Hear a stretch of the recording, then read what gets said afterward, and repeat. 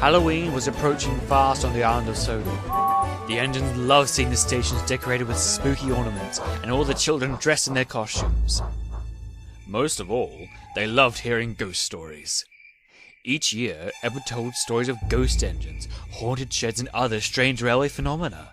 This year, he told the tale of the bad luck brake van. "They say," he finished ominously, "it roams the rails in pursuit of an engine who bumped it into pieces. Legend has it that if you see it roll past, you'll never make it back to your shed. You'll find yourself in the scrapyard instead." The engines gasped. They were speechless. "Well," Edward smiled, "enough stories for now. It's getting late.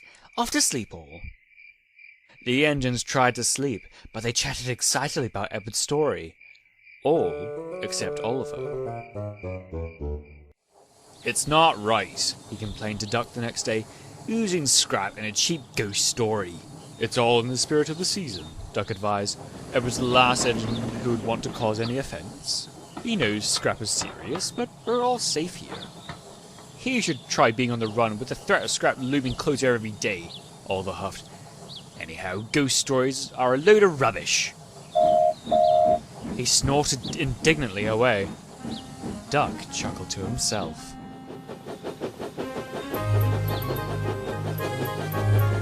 Oliver was grumpy the rest of the day. He was grumpier still when he was ordered to help organise the harbour yard on Edward's branch line. By the time he arrived, a low mist had rolled in from the sea. Bill and Ben chatted nervously to one another.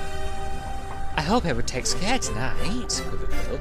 "What if the bad luck brakeman finds him?" "Maybe we should tell another engine to take his train," added Ben. "Like Oliver." "No chance," grumbled Oliver. "Bad luck, just like Edward's story, is nonsense. You two would be wise to focus on your work instead of that nonsense." Bill and Ben said nothing more and scampered away. When night had fallen, Oliver was eager to leave. The yard manager came to see him. "The brakes in the van for Edward's night train aren't working properly," he explained. "Could you be his back engine? That way you can get to the junction and Edward can pick up a spare van at Wellsworth." Begrudgingly, Oliver agreed.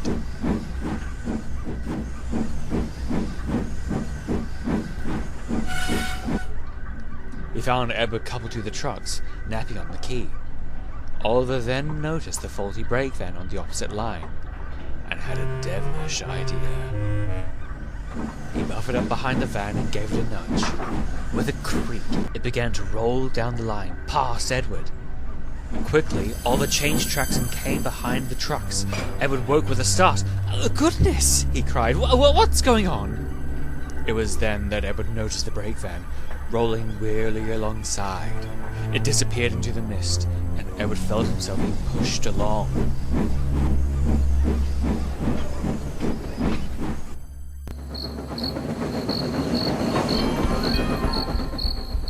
Out of the darkness of the countryside, Oliver started wailing ghoulishly. Edward was at a loss for words.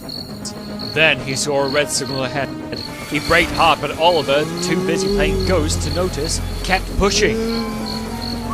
"Stop!" cried Edward. Too late, Edward felt his wheels bump over the points, along the sleepers and off the line. Some of the trucks came off too, and then the train finally stopped. Edward sat crooked on the line side, his front bogie damaged by the crash. "Help!" cried the trucks. "It's the bad luck brake van, Edward!" Actually, it's me," came a quivering reply. Soon, Boca arrived with the breakdown cranes and the van controller.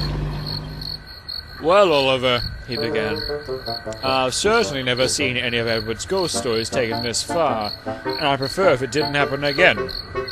Edward will be at the works for quite some time, and you will be helping Boca run the line until he returns. Perhaps I'll teach you to be more sensible." "Yes, sir," sighed Oliver.